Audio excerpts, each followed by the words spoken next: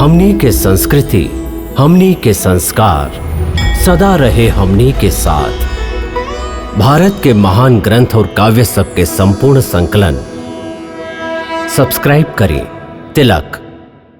ई सुपर्णखा के नाक ना कटल बा। ई लंकेश्वर महाराजा रावण के नाक काटल गयल बा।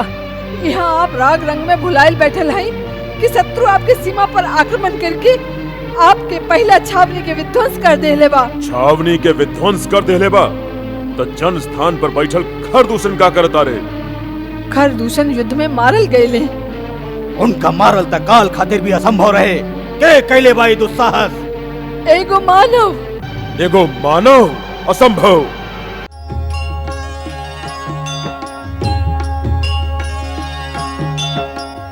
दुहाई बा, हमरा पर अत्याचार करल गइल बा महाराज। लंकेश्वर महाराज रावण के दुहाई बा। का भइल सुर्पणखा?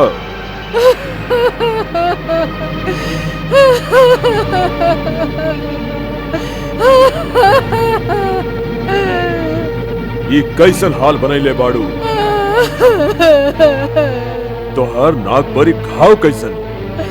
ई घाव ना, तलवार से वार करल गइल बा। का तलवार से वार? हाँ भैया, ई सुपर्णखा के नाक ना कटल बा। ई लंकेश्वर महाराजा रावण के नाक काटल गइल बा। यहाँ आप राग रंग में भुलायल बैठल हैं कि शत्रु आपके सीमा पर आक्रमण करके आपके पहला छावनी के विध्वंस कर देले बा। छावनी के विध्वंस कर देले बा तो जन स्थान पर बैठल खरदूषण का करता रे। खरदूषण युद्ध में मारल गए। उनका मारल तक काल खातिर भी असंभव रहे। के कैले बाई दुस्साहस? एगो मानव असंभव। खर और दूषण दोनों शक्ति, बल और पराक्रम में हम लोगन से कौनो प्रकार कम न रहले। एगो मानव उनका के मुआ देलस। ई बात पर हमरा विश्वास नहीं खे होत। अकम्पन, तू चुप काहे बाड़ा?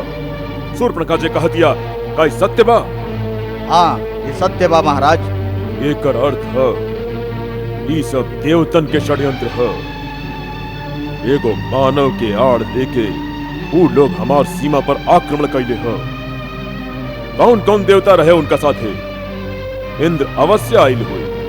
बतावा कौन कौन देवता उनका सहायता करे आयल रहे? पिताजी, ई देवतन के दुर्गति कैले बहुत दिन हो गए। ऊ त्रिलोक विजयी लंकेश्वर के शक्ति भुला गए। का इंद्र भुला गए कि मेघनाथ के नाम इंद्रजीत का है बा? आज्ञा दी पिताजी, इस सब देवतन के बांध के यही सभा में हाजिर कर दें। उनका षड्यंत्र रचे के उचित दंड दिहल जाए। ना युवराज इंद्रजीत, वो मानव के साथे कोनो देवता ना रहले। कोनो देवता ना रहले तो फिर कौन शक्ति रहे उनका साथे? वो अकेला रहे। अकेला रहे? मानव बा या भगवान? स्वयं भगवान विष्णु खातिर भी अकेले ऐसा साहस कैल कठिन हो सकेला। हाँ भैया, वो हा तो मानव ही, लेकिन कौनो अलौकिक मानव दिखाई देला। ओकर छोट भाई भी संगे बा। दोनों के चेहरा पर ऐसन मोहिनी बा, एक बार देख ला तो नजर हटावे के मन ना करे। उनका संगे एगो स्त्री भी बा, जेकर रूप के एक बार देख ले तो कामदेव भी मोहित हो जाए। कौनो देवांगना, अप्सरा, गंधर्व, किन्नर या नाग कन्या भी ओकरा सुंदरता में जीत ना सके। सुर्पणखा, तू हमरा ए समय ओकर और ओकर स्त्री के रूप के मोहिनी के अनर्गल बात मत सुनावा। हमरा उ मानव के शक्ति और बल पर विचार करे दा।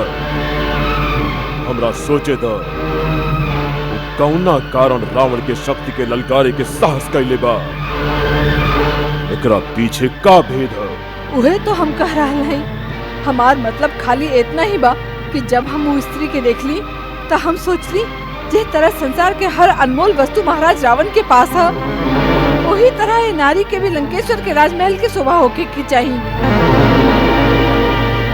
यह सोच के हम वो नारी के आपके खातिर उठावे गईली कि वो दोनों भाई हमरा पर आक्रमण करके हमारी ई दुर्दशा कर देले।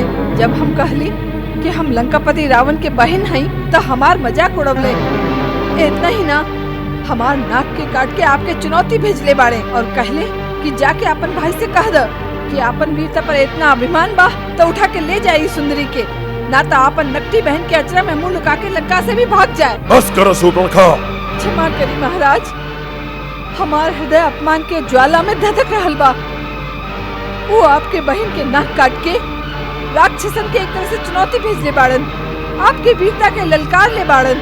यदि आप में आत्मसम्मान के भावना हो तो आज वो स्त्री के छीन के ओकरा ले आई और वो दोनों मानव के हमरा हवाले कर दी, जैसे वो दोनों के हम अपन इच्छा अनुसार दंड दी, तबे हमारे यह अपमान के बदला पूरा होई। बस करो शूर्पणखा, हम तोहार अपमान और अपन दोनों भाई के मृत्यु के बदला लिहल अपन पहला कर्तव्य समझी ले, ना तो संसार के लोग हमार हंसी उड़ई है।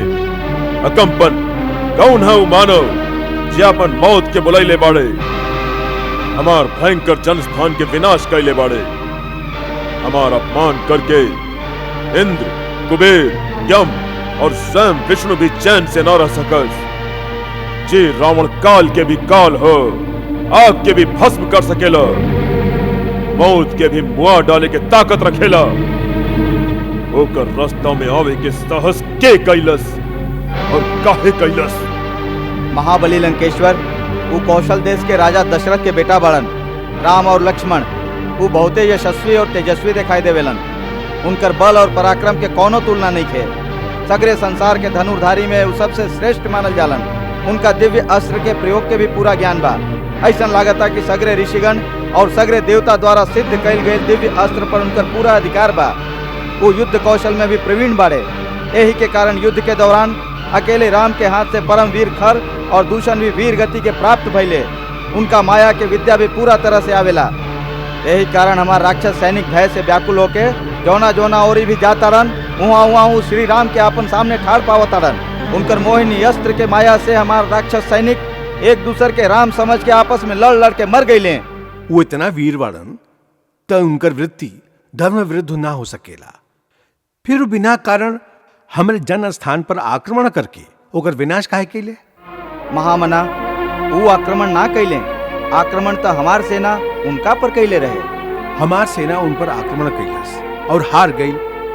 एहमे उनकर कोनो दोष नहीं के और ऐसे पहले वो कोनो अपराध भी ना कैले रहन। लगाता उनका पर आक्रमण कैल अनुचित रहे। विभीषण जी, आप यह बात पर भी ध्यान दी। पिछला कई बरिस से ही दोनों राजकुमार दंडकारण्य में ऋषि और मुनि लोग के रक्षा के उत्तरदायित्व तो अपना ऊपर ले रहे हैं। इनका आसरा पाके ऋषि और मुनि वन में निर्भय होकर विचरण करे लगले। उनकर करनी ऐसा बुझाता जैसे पृथ्वी के राक्षस हीन कर दी हैं। वो लोग विराट जैसन बहुत सारा बलवान राक्षसन के भी मुआ दिले बड़न, जे अपन भोजन के खोज में तपोवन में जाके ऋषि और मुनि लोग के खा के जियत रहले। ई दोष खातिर वो अवश्य दंड के भागी बड़न। खर और दूषण उनका पर आक्रमण करके ठीक है कैले रहे हैं। ये खाली आवेश के बात है युवराज इंद्रजीत। बुद्धि के तर्क एकर विपरीत हुई। सबसे पहला बात ई कि वो अपन सीमा के अंदर अपन प्रजा के रक्षा के लिए रहन, जकरा उनका पूरा अधिकार रहे। दूसर, जिनकर शौर्य के बखान हम पहले से सुन चुकल रही, उनकर शक्ति के पूरा जांच कैले बिना हमार सेनापति खर और दूषण खाली एगो स्त्री के भड़कावे पर धावा बोल के अपन सेना के सर्वनाश कर देले। एकरा से बड़ भूल और का हो सकेला? विभीषण भाई, तू हाथ में चूड़ी पहन के बैठ जा, फिर ऐसे तर्क करा। केकरो बहन के ऐसा दुर्गति हो जाए और वो नीति और अनीति की बात सोचे, ऐसा संस्कृति कौनो वीर जाति के कब्बो ना हो सके। आनहर वीरता कौनो काम के ना होखेला। अंत में नीति और धर्म के ही विजय होखेला। विभीषण, वीर पुरुष अपन आन और शान के संगे जिएला। वो तोहरा जैसन भय से आतंकित न रहेला कि कहीं ऐसा न होके वैसन न होके। हमार राक्षस जाति सबसे उत्तम बा। कौनो मानव के ये उत्तम जाति पर हाथ उठावे के साहस हो, ओकरा से पहले हम ओकर हाथ काट दे। फिर हमार बहन के अपमानित कैले बाड़े। हम यही समय ओकरा पर आक्रमण करके बदला ले और ओकर स्त्री के अपन रानी बनाए और वो दोनों वनवासी के बोटी बोटी काट के अपन राक्षस लोग में बांट दे। हमार भूल क्षमा करी महाराज। हमरा समझ से आपके उनका पर सीधे आक्रमण कैल उचित ना हुई। दूगो मानव कुमार से स्वयं लंकापति रावण के युद्ध कैल उनकर मर्यादा के अनुकूल नहीं थे महाराज। बाकी जब वो खर और दूषण जैसन पराक्रमी के सेना सहित संहार कर सकेलन तो स्वयं रावण के गैल ही उचित हो। महाराज, यदि आप दोनों मानव के जीत भी ले लें तो यह में आपके काम आन बढ़ी, और यदि वो खर और दूषण के लेखा आपके कोनो तरह के क्षति पहुँचैले तो लंकेश्वर के कीर्ति के धब्बा लग जाई। हमार मानी तो आप छल से होकर स्त्री के हर लें। राम अपन स्त्री के बहुत प्रेम करेला, ओकरा छीना जाए पर ओकर शोक में वो अपने आप अधमरा हो जाए, फिर आपके कोनो भी सेवक होकर जीवन लीला के समाप्त कर सकेला। महाराज, सेनापति अकंपन के बाद विचार करे योग्य बा। बाकी नीति विरुद्ध बा। कुछ नीति विरुद्ध नहीं खे। लंकेश्वर, वो दंड वनवासी आपके बहन पर घात कैले बा, एगो स्त्री पर शस्त्र प्रहार कैले बा। आप भी बदला ली ही, उनका स्त्री के मान भंग करके अपन बहन के बदला ली ही भैया। हाँ महाराज, जिस तरह नाग से मणि छिन जाए पर नाग तड़प तड़प के मर जाला, वही तरह स्त्री के अपहरण हो जाए पर वो विरह से मर जाई, लाज से मर जाई, संताप से मर जाई। निश्चय ही ये सुझाव हमके विचार करे योग्य लागता। छल से, बल से, कौशल से सीता के ओकरा से जुदा कर दी भैया। ओकर गर्व भंग होई, तबे हमार कलेजा ठंडा होई। होई, यह होई बहन, यह होई। यदि उनका से युद्ध कई आपके शान के विरुद्ध हा, तो का चोरी करके आपकी शान बढ़ जाए महाराज। लंकेश्वर, हमार परम आदरणीय जेठ भाई जी, आप परम ज्ञानी वेद वेदता हैं, परम तेजोमयी तपस्वी हैं, पांडित्य के पराकाष्ठा हैं, परम उच्च ब्राह्मण कुल में जन्म लेके भी पराक्रमी क्षत्रिय के समान शौर्य और कीर्ति स्थापित कैले हैं। क्षणिक कुमति से आपन उज्जवल कीर्ति के कलंकित मत करी महाराज। आप जो शक्ति पहले हैं वो धर्म जनित तपस्या से पहले हैं। अधर्म के मार्ग पर चल के ओकरा कम मत करी।